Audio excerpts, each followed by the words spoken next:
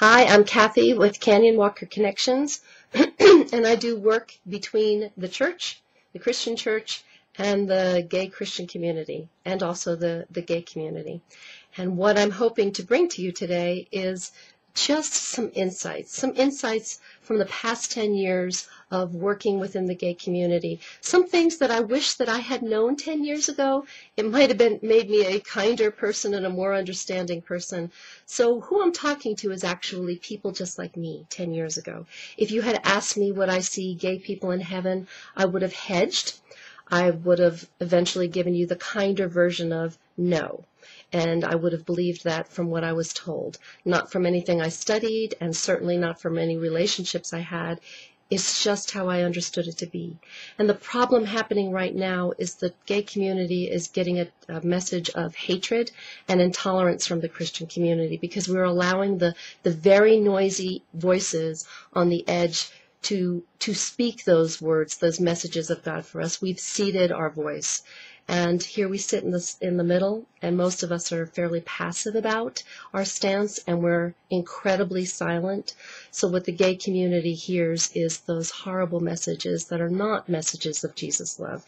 So if you're in the place that I was 10 years ago, I'd like to challenge you with some insights that I have, because how would you handle if a young gay person came up to you and asked, "Why does God hate me?" That's a very difficult question to hear from someone. Hopefully you wouldn't give them back a hateful answer, but maybe with some of my insights, I can motivate you to perhaps thinking about some things. Certainly I have lots of experience, and I hope you will listen to it. You may not agree with it all, but the fact is that 10 years ago, I wouldn't have agreed with anything I'm saying now. And it was purely through relationship, several years of relationship, and just hanging out with my gay friends that weren't even Christians to see some aspects of their lives, and then entering about 5 or 6 years ago into the gay Christian community, and then learning within that community. So I have extensive experience, and in those 10 years, all 10 of these points have changed for me. So the first one is being gay a choice? I believe absolutely not. From my experience and from my interaction with my gay friends, most people know between the ages of 5 and 8 that there's something different about them. And by the time puberty hits, they're pretty well sure that they're not reacting the same way as their friends are.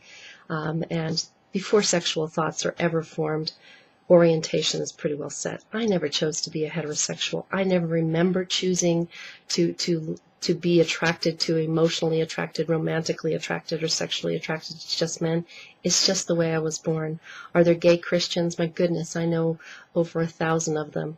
I believe that God is gender identity blind and orientation blind, and when he says all, he means all. When he says whosoever, he means those whosoever.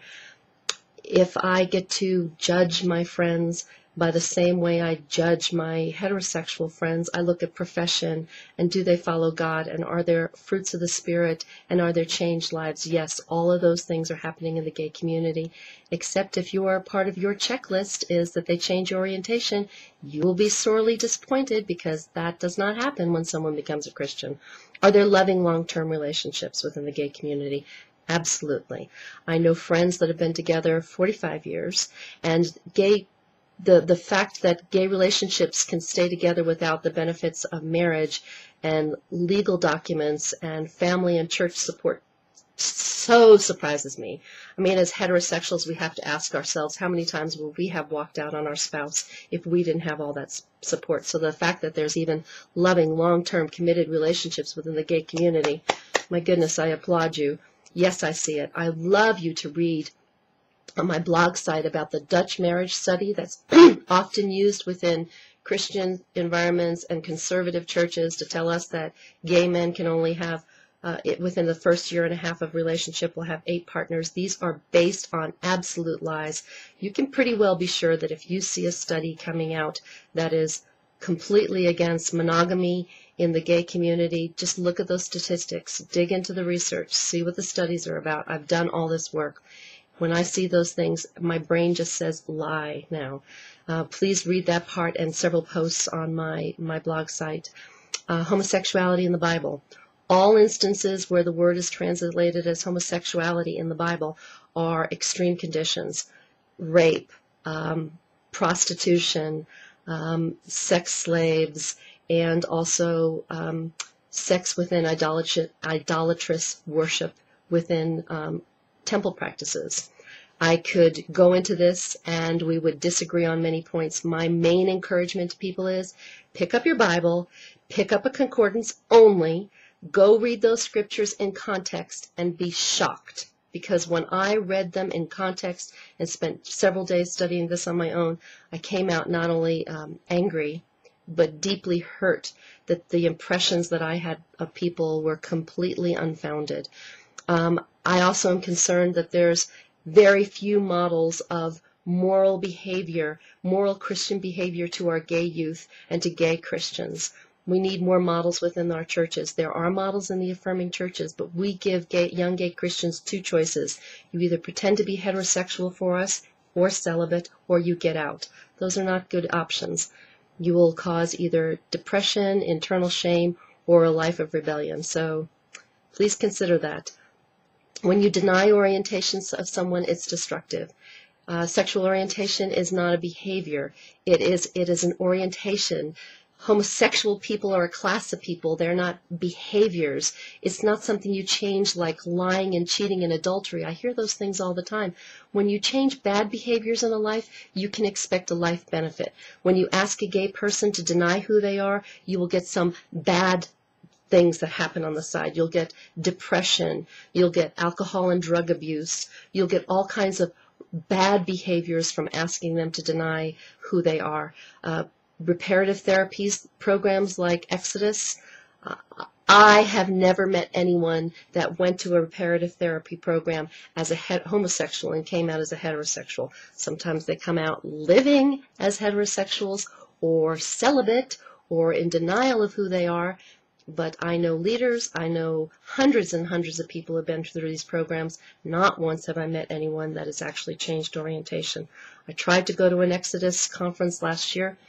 It didn't work out, got uninvited, but I'd sure like to see some of you successful couples.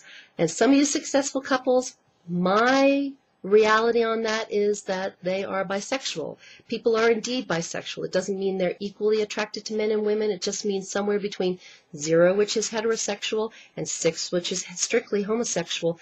They float somewhere in there. They can be mostly same-sex attracted or mostly other sex attracted, but they're attracted to either sex. Does not mean, because I've heard this silly statement before too, that they need 2 spouses. They will be married to one spouse just like other people. Marriage is between 2 people, not 3 people, not all the variations that I hear. That doesn't exist. Next, there is no radical gay agenda. The radical gay agenda, this menacing radical gay agenda, was created by conservative groups, and I have to say it because all my research shows this, religious right groups in the 80s and 90s, and it was created to demonize yet another group because we needed volunteers, we needed to put money in our coffers, and the best way to do that is to find a common enemy. So the gay community, small enough, silent enough, good common enemy. There is no radical gay agenda. Gay people, the only agenda they have is they want equality. They want not special rights, they want equal rights. They don't want gay marriage, they just want marriage. So radical gay agenda doesn't exist. We Christians and conservatives, we created it. The next thing I see, because I hang around with so many gay Christians, and they are some of the most anointed people I know, some of the best preachers and teachers I know are gay. I just have to say that too. They are wonderfully anointed people of God. And the loss to the church of the ones that did not stick and did not try to find their way back to God, that is just tragic to the community of God, to the body of Christ, to have lost all those really anointed, called Christians that just happen to be gay. And the last thing is this voice, this loud voice that we have seated. And the gay community really does hear it. They hear that they are hated, and they hear that we are intolerant of them. And if that is not your revelation of Jesus and the message of Jesus that you would like the gay community to hear, please consider reading some of my blog posts. I've been writing for about 1.5 years on this topic. I've written very extensively on this. If you're a mom or a dad, please read my letter to moms and dads of gay youth and a Christian perspective. It's a different way of looking at it, but I think it's a very biblical way. I am an evangelical straight Christian. I am a mom. I have 2 straight children. I have no, dog in this fight. I've just been called by God to do what's right. And I believe that we need to start discussing in our churches and in our social circles what the issue is of civil inclusion, civil equality for the gay community, and inclusion of the gay community in our churches. It's not going away.